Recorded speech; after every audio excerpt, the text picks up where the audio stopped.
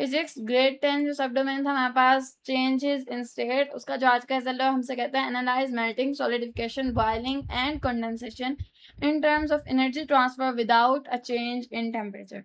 तो अभी अगले एसएलओज में हम लोग डिटेल से लेटेंट हीट को पढ़ेंगे। असल में होता यह है कि जब भी आप लोग किसी सब्सटेंस को हीट करते हैं ताकि वो मेल्ट हो जाए, और या आप उसे कूल डाउन करते हैं ताकि वो फ्रीज हो जाए, जब आप उसे यूँ हीट प्रोवाइड कर रहे होते हैं, उससे हीट ले रहे होते हैं, तो उस वक्त बीच का एक दौर इस तरह का आता है जिसे हम लोग फेज चेंज कहते हैं। उस वक्त कोई टेम्परेचर के अंदर चेंज नहीं हो रही होती, लेकिन स्टेट चेंज हो रही होती है। सॉलिड से लिक्विड बना होता है, लिक्विड से गैस बना होता है। जैसे मैं आप लोगों को बताऊं, अगर आप लोगों के पास टेम्परेचर है -10,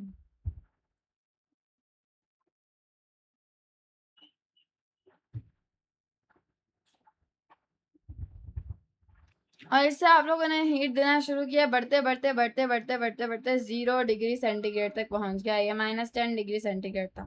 आप लोगों ने हीट प्रोवाइड किया, अब इसका टेम्परेचर चेंज हो रहा है और ये 0 डिग्री सेंटीग्रेड तक पहुंच गया।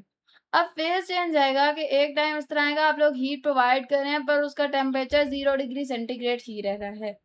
इस एरा को हम लोग फेज चेंज कहते हैं। ये चंद सेकंड के लिए होता है, ठीक है। इधर आप लोग टेम्परेचर प्रोवाइड कर रहे हैं पर टेम्परेचर हीट आप लोग प्रोवाइड कर रहे हैं पर टेम्परेचर बढ़ नहीं रहा। तो ये हीट कहाँ जा रही है? ये हीट सॉलिड को लिक्विड में बनाने, लिक्विड को गैस में बनाने उधर यूज हो रही है। इस जगह पे क्योंकि 0 डिग्री सेंटीग्रेड है, सॉलिड से जो चीज़ लिक्विड के अंदर जा रही है, तो सॉलिड से लिक्विड में जाने के लिए जो बीच का एरा है उधर टेम्परेचर चेंज नहीं हो रहा, उधर एनर्जी इस काम के अंदर लग रही है सॉलिड से लिक्विड में जाने के लिए। और फिर उसके बाद आप लोगों की हीट यूज होगी इसको 100 तक लेके जाने के लिए, ठीक है। हीट आप लोग दे रहे हैं, टेम्परेचर बढ़ता जा रहा है बढ़ता जा रहा है। इधर भी आप लोग हीट प्रोवाइड कर रहे थे पर टेम्परेचर नहीं बढ़ा था, इधर भी आप लोग हीट प्रोवाइड कर रहे हैं, टेम्परेचर बढ़।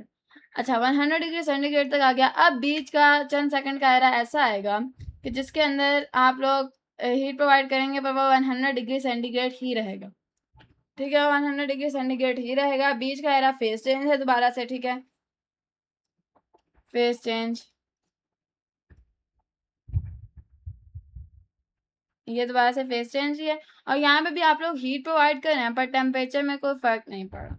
तो ये जो एरा है जहाँ पे हीट आप लोग दे रहे हैं पर कोई चेंज नहीं पड़ा, तो इस हीट को हम लोग लेटेंट हीट कहते हैं, यानी खुफिया हीट। कि हमें समझ नहीं आ रही, यानी ये हीट आप लोगों को शो नहीं हो रही कि कहाँ जा रही है, पर हमें पता है कि सॉलिड से लिक्विड में चेंज होने के लिए ये हीट यूज हो रही है, तो हम लोग इसे खुफिया हीट या लेटेंट हीट का नाम देते हैं। खुफिया हीट या लेटेंट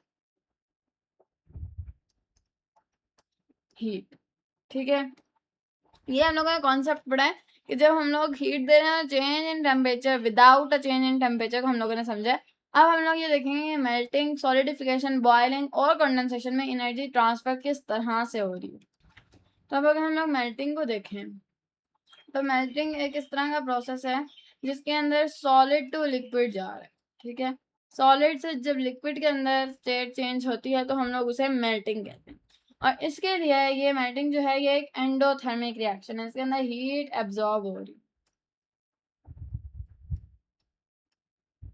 हीट सराउंडिंग से एब्जॉर्ब होगी तो आप लोगों का मेल्टिंग प्रोसेस होगा।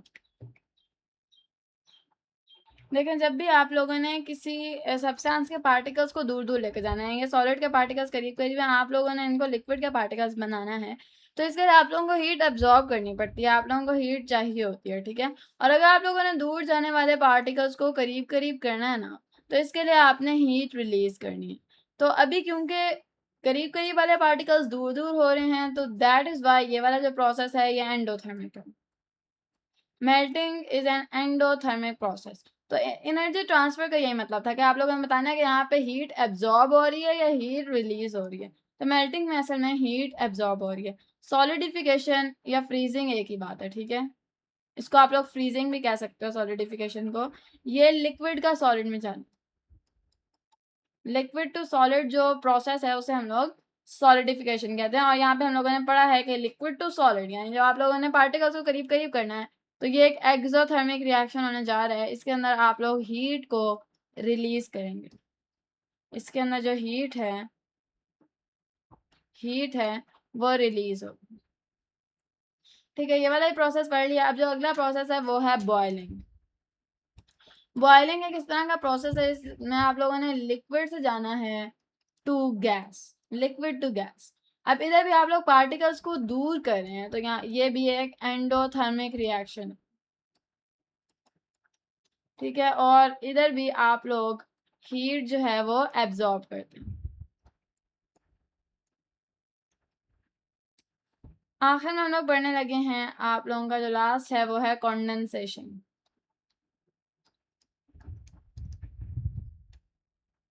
And condensation is gas to liquid, यानी दूर वाले पार्टिकल्स को करीब करीब करना। तो ये आप लोगों का एक्सोथर्मिक रिएक्शन है, जिसके अंदर आप लोग हीट को रिलीज कर रहे हैं। तो ये वाला ऐसा हो गया, इसके अंदर हम लोगों ने एनर्जी ट्रांसफर पढ़नी थी इन चारों प्रोसेसेस के अंदर, वो पढ़ ली, और लेटेंट हीट का एक थोड़ा सा हम लोगों ने आइडिया ले लिया। अगले एसएलओज में इसको डिटेल के साथ पढ़ेंगे विद ग्राफ्स। मिलते हैं अगले एसएलओज में, तब तक के लिए अल्लाह हाफिज।